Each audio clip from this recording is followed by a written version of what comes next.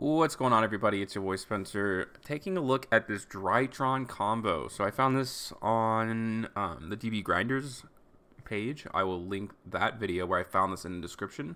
I'm actually going to grab another combo from that video, which I find very interesting. I do want to spend a little bit of time on Drytron in the next couple of days because I think it's gaining popularity. It's a link climbing ritual deck, so very unique, very different. And there seems to be two starkly different versions of Drytron. Well, three kind of. There's still some people hanging on to Herald combos, which is possible, but not as good in my opinion. There are the Scythe lock ones, and then there's this one. So I will explain how it works. This is a little bit of a unique combo, so I've never seen this before. It's kind of another reason why I wanted to highlight it. But yeah, there's this extra little card here, the Beto Buster. So Betos Buster. And it ends up structuring out like an Omni Negate, so it helps you protect, because this is the important part. This is like a little less important, to be honest with you, but the idea behind it is something like this. So if you don't know what Alpha does, if you don't know what Drytrons do, they can't be normal summon or set. They must be special summoned by a Drytron card. So you can tribute one other Drytron or a ritual monster from your hand or field, special summon this card from your hand or graveyard in defense position. So all of them, that's how all of them start, every single card. It's the secondary effect. Once they're special summoned, that's where they all have the different kind of lineages. It reminds me of Virtual World in a sense, where it's like all of them have the same kind of conditions, but their secondary effects, just act a little bit differently. So Alpha can tribute Zeta, because it's a Drytron card, and bring itself out. Alpha, what it does, it lets you add a ritual monster from deck to hand. So we can add a Ben 10. Ben 10 was recently taken off of the, well, not off of the list. It's at 2 now. So, of course, that's very good for Drytron. It's like an insane card. So we can use the effect of the Zeta, and we're going to tribute Ben 10. So when this card is tributed, and that means tributed in any sense. So these cards tribute for their special summon. So Zeta can tribute out, and so this one lets you add a ritual spell. Like I said, the summoning conditions are the same. Secondary effect is ritual spell, and they're all hard ones per turns, but it doesn't really matter. So we can go ahead and add the Drytron Medionis Drytron. It lets you ritual summon. I'll explain it in just a little bit. But then that triggers Ben 10. So when it's tributed, you get to add a light fairy monster from your deck to your hand, which means a lot of things. Lancia is a light fairy. The Herald of Orange Light, of course, is a light fairy. There's also one other card, I don't know if you've ever heard of it before, that's quite good. Vanitys Ruler. Your opponent cannot special summon monsters. This is kind of the auto win of the deck, and this is I don't know if this is the best version, but it's very good because you're not normal summoning anyways. You're always going to use it for this, right? Well, there is the Herald, but if you have this line, of course you're going to go for it, right? So you can overlay those for Fafnir. So when Fafnir's summoned, it lets you basically dump a Drytron to your graveyard. When it's any Drytron card, which is pretty cool, but yeah, that's going to be Gamma. So Gamma conditions same, but then when it special summons itself out, it lets you bring another Drytron with it with 2,000 attack. And so Fafnir also has another interesting effect. So when you activate Meteoronus, let's see, it says you can ritual summon any ritual monster from your hand or graveyard, which is nuts. You must also tribute machine monsters from your hand or field whose attack equal or exceed the attack of the ritual monster you ritual summon.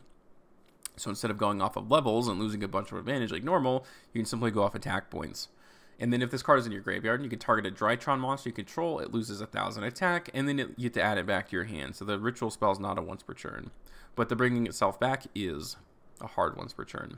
But the unique thing about Fafnir is you can detach its material for it anyways, right? So you're not even doing, you're like, it's like literally a free ritual summon. You're not going to, I think it's a negates like spell or trap cards, but you have to control a machine ritual monster. It's never really used for that. So we can bring back a Ben 10. It's not a once per turn. And we can use Meteoronus to bring this back. And then we can tribute. So before we tribute to special summon the Drytrons, but in this case we tribute summon. It's the same thing. It's tributed, right? So it's going to trigger Ben 10. Ben 10 can search you an Orange Light. So in this hand, like, there isn't really a target, but this is just like 3 cards. So any other 2 cards, any other fairy, gives you this monster negate. This very important one potentially.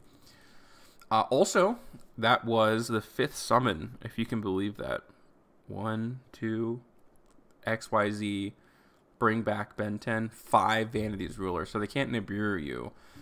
So I feel like for all intents and purposes, like this is the combo that you need to know about, but this is like a little bit of you know, icing on top.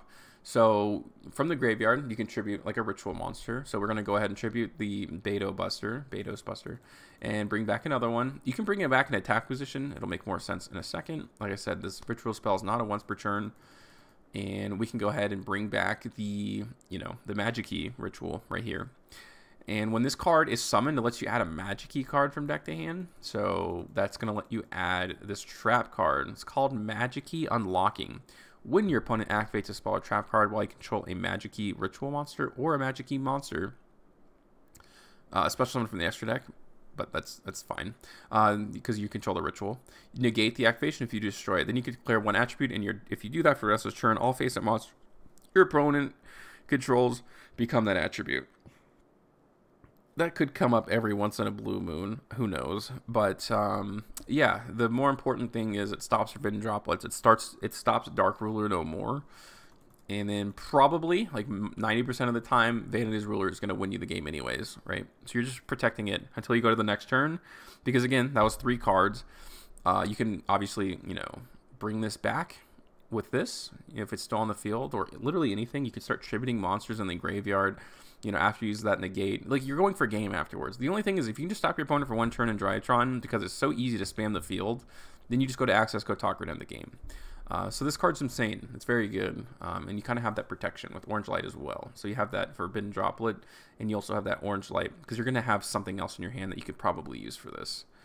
But yeah, that's a pretty simple look. It's a pretty simple combo. I'm going to go over the Scythe lock one probably tomorrow, and then I'm going to go into Dragon Link over the next couple of days. I'm going to try to grab them from a few different places. One Dragon Link combo will be from a DB Grindr video. Others will be from like different big tournaments from around the world that I can find. Because I find it very interesting to see what people are doing IRL, not just, you know, online. Sometimes it's good to get ideas online, but you never know what people are going to play until they go to competitive events. Let me know what you guys think about this in the comment section down below. Other than that, that's going to do it for today's video, and I will see you guys next time.